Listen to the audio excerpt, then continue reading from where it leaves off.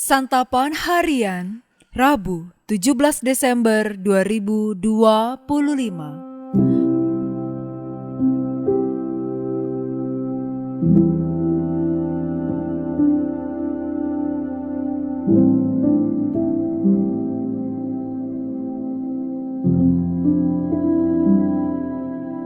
Inilah program Santapan Harian, sebuah program yang mengajak Anda menelusuri isi Alkitab, agar Anda menemukan makna firman Tuhan sesuai dengan konteksnya.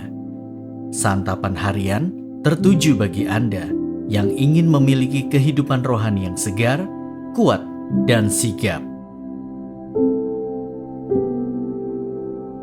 Hari ini kita akan membaca Ulangan pasalnya yang ke-24. Namun kita akan membacanya pada ayat ke-19 hingga ayatnya yang ke-22. Sebelumnya, mari kita berdoa. Kami berteduh bersama-Mu ya Kristus untuk menikmati kebenaran akan firman-Mu. Di dalam nama-Mu, Yesus Kristus, kami berdoa. Amin. Ulangan 24 ayat 19-22. Apabila engkau menuai di ladangmu, lalu terlupakan seberkas di ladang, jangan kembali untuk mengambilnya. Itulah bagian pendatang, anak yatim dan janda. Maka Tuhan Allahmu akan memberkati engkau dalam segala upaya tanganmu. Apabila engkau mengguncang-guncangkan pohon zaitunmu untuk menuai hasilnya, jangan memeriksa dahannya sekali lagi.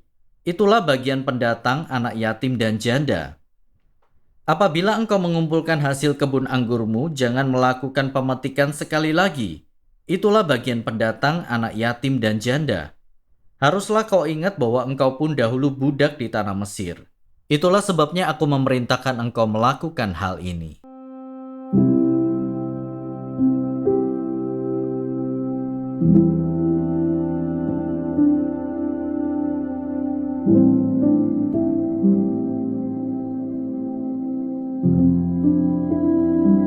Sahabat Santapan Harian, bagian ini berisi berbagai aturan, yaitu tentang perceraian, memperlakukan dan melindungi sesama manusia terkait gadai, pemerasan, dan tata cara panen yang terkait dengan kepedulian terhadap orang miskin.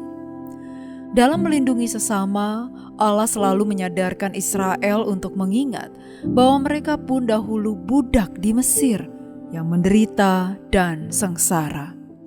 Allah mendidik umatnya melalui aturan tentang melindungi sesama manusia. Misalnya, tidak mengambil batu kilangan sebagai gadai.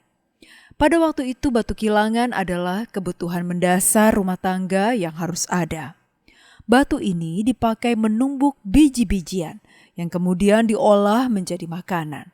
Karena itu, mengambil batu ini disamakan dengan mengambil nyawa seseorang. Selain itu, umat Allah dituntut untuk membayar upah tepat waktu. Dan saat panen tiba, tidak diperkenankan memanen hingga bersih tak tersisa. Allah mengajarkan agar apa yang tertinggal tidak diambil lagi.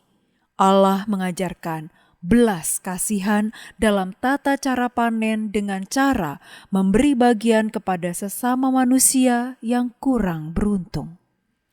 Aturan-aturan ini secara jelas memperlihatkan bahwa Allah mengajar umatnya untuk meninggalkan sifat serakah dan tak berbelas kasihan.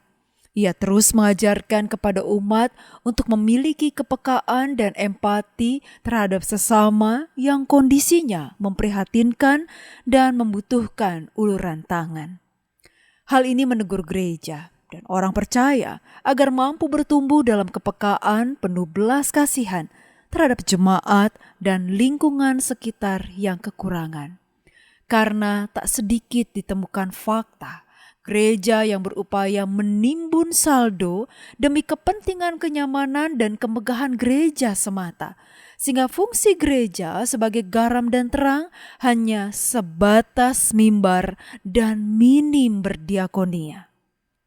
Mari kita terus mengikis sifat serakah dan selalu belajar untuk menumbuhkan dan mengembangkan kepekaan serta empati. Harus disadari bahwa belas kasihan akan selalu berjalan bersama dengan kepekaan dan empati. Mari kita berdoa. Allah yang agung, kembangkanlah dalam diri kami empati yang tulus, agar kami dapat memahami dan mendukung satu sama lain. Bantu kami untuk menjadi saluran kasih-Mu bagi sesama. Di dalam nama-Mu Yesus, kami bertelut. Amin.